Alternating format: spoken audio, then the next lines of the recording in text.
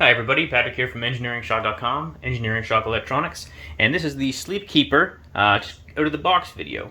So what we got here is the Sleep Keeper. We got two power supply options, USB or external power right here. And if you're using external power, you're going to want to connect a jumper, one of the included jumpers, across this header. And that allows for power to flow through the external power supply to the Sleep Keeper if you're not using USB. You got two stereo jacks here. One is labeled finger for the heart rate sensor, and one is labeled for audio, and that supports the audio output.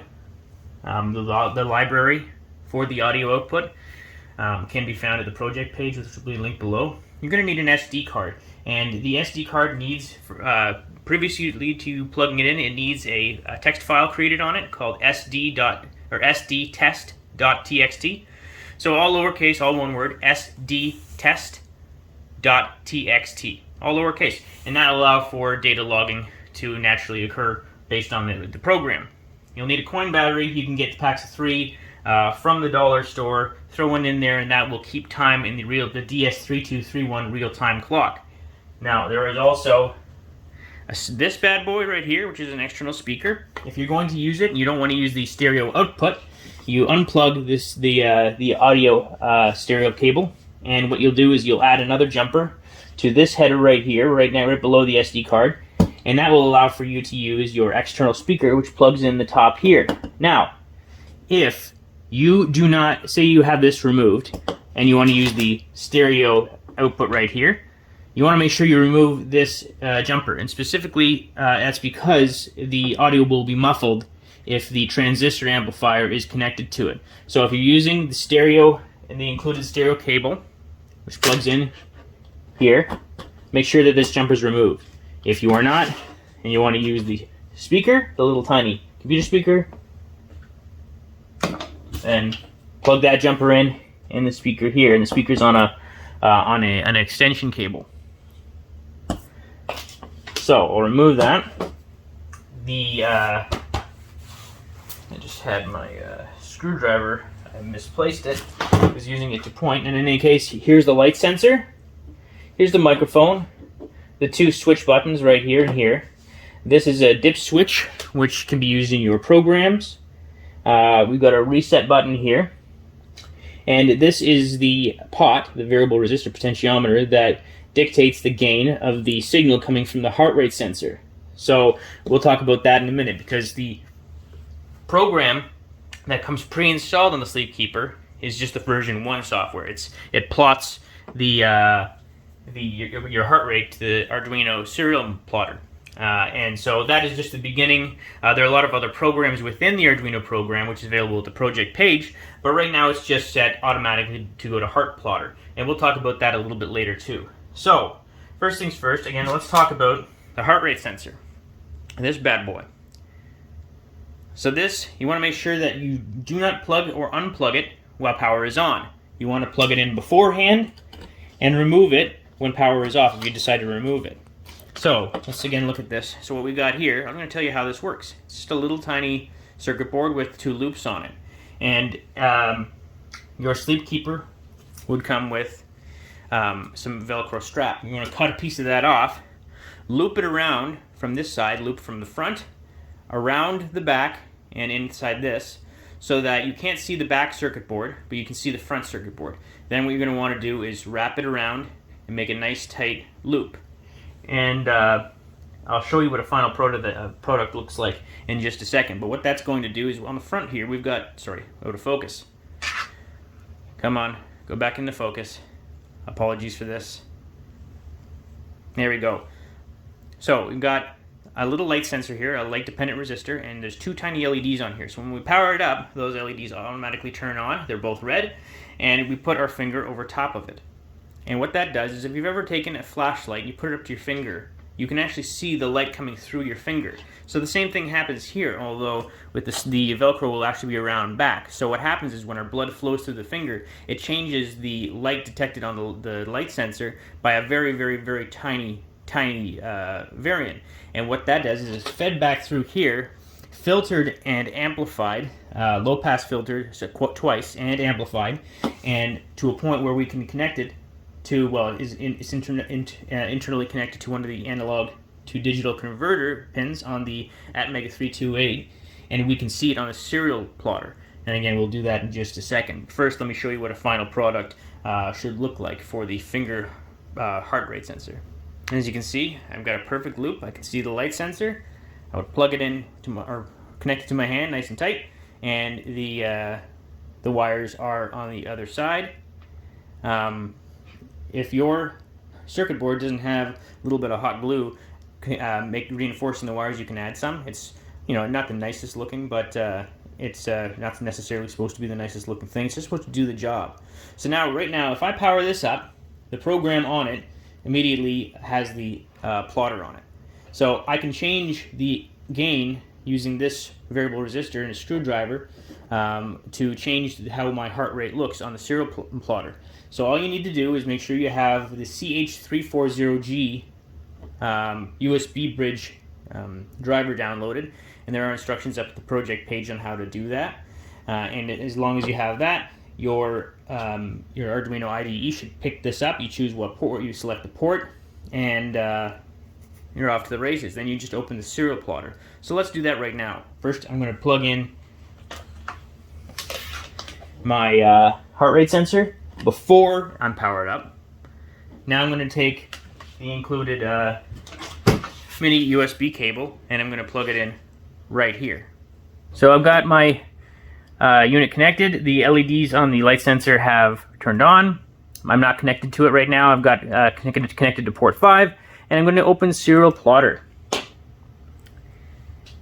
And what we're going to see off the bat is just some low-level voltage. The scale keeps changing. The scale is seen on the left, and we're seeing low-level voltage. 5 volts, if, the return from an ADC, analog to digital converter, is 1024 is 10-bit, and it's 5 volts. 0 is 0 volts. So let's say 500 is roughly 2.5 volts. So the scale on the left is currently, we're peaking at about 15 or 20. So very low voltage, we're talking millivolts. So this is just low-level noise. So if I start banging the sensor around, you'll see some weird stuff. The scale will change. As you can see, we're now up to 600 to about 2.5 volts. And then it'll scale back down to room noise. So I'm going to slip my finger on and give it a second.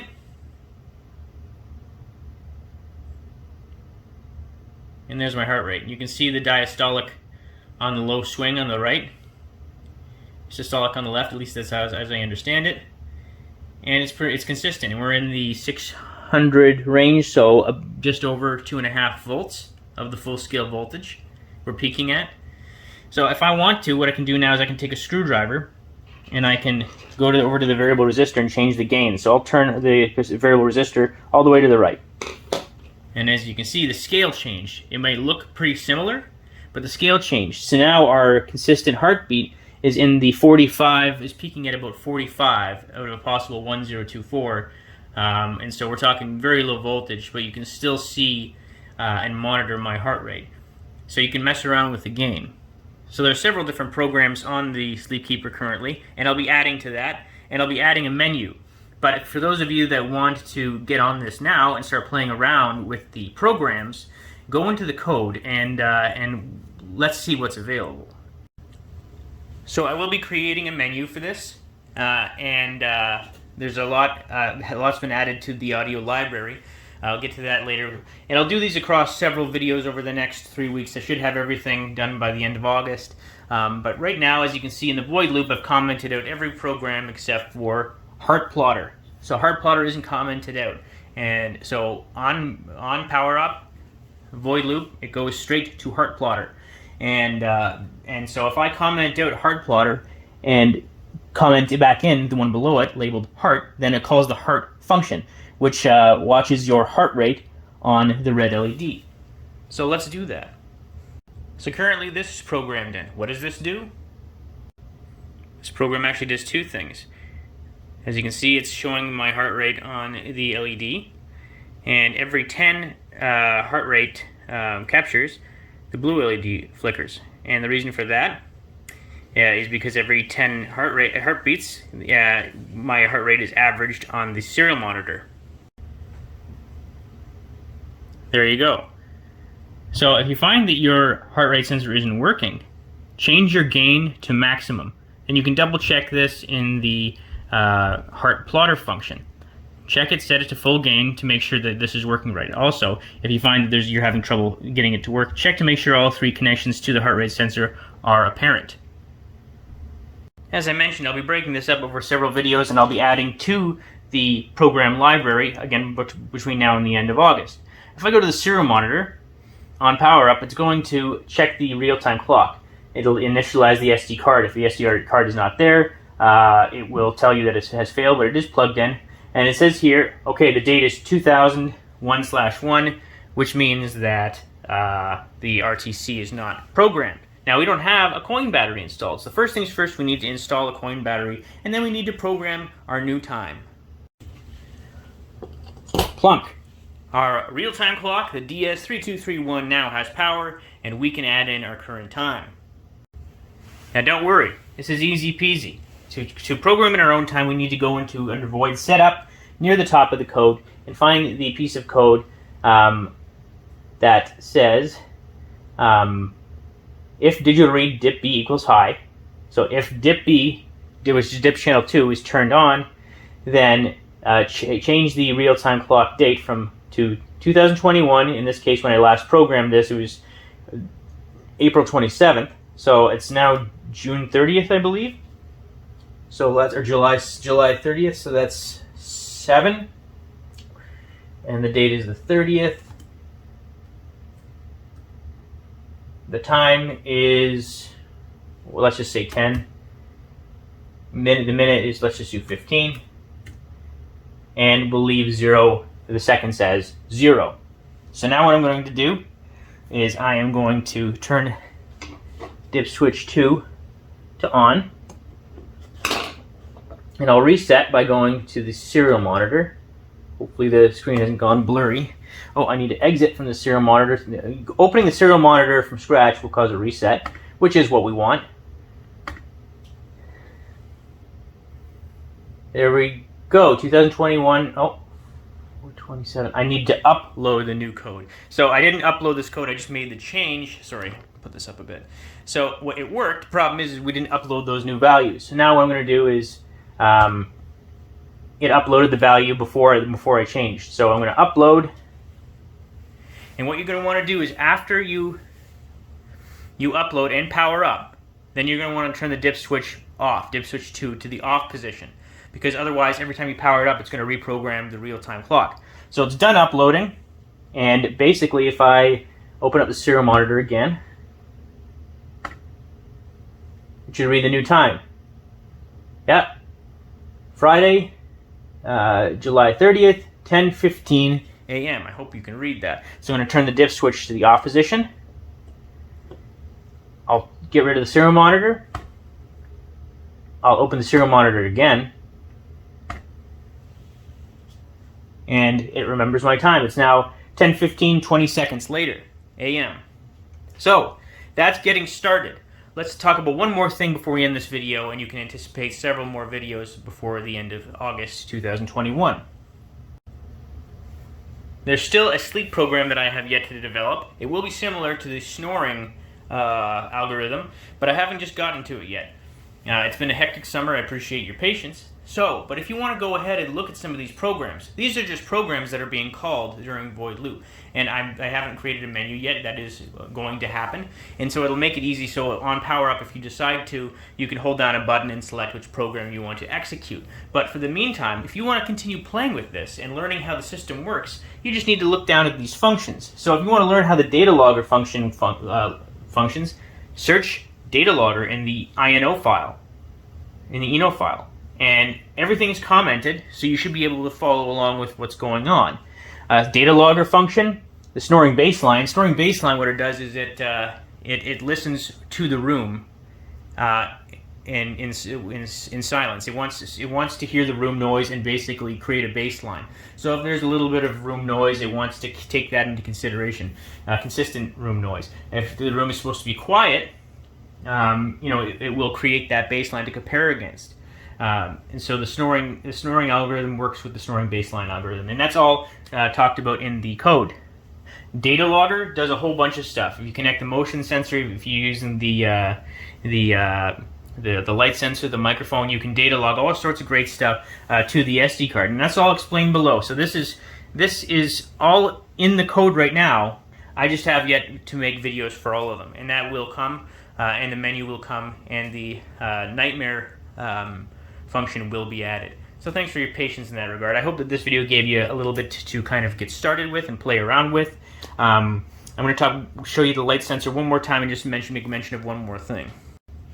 So this is the back side of the light sensor. As you can see, the LEDs on the other side are lit up. And so I didn't add this because I wanted to leave it up to you guys, because what it does is it looks a little ugly when you add hot glue to this, but when you put it into your final product, you probably want to add some hot glue to these wires. And the reason for that is that if you keep shifting this over and over again, the wires will likely break, but I wanted to give you that option. If any of your wires break, you just need to solder them in this order. Blue from this perspective to the left, red to the middle, and white to the right. But typically what I like to do is add a good solid glob of hot glue so that the wires can support each other.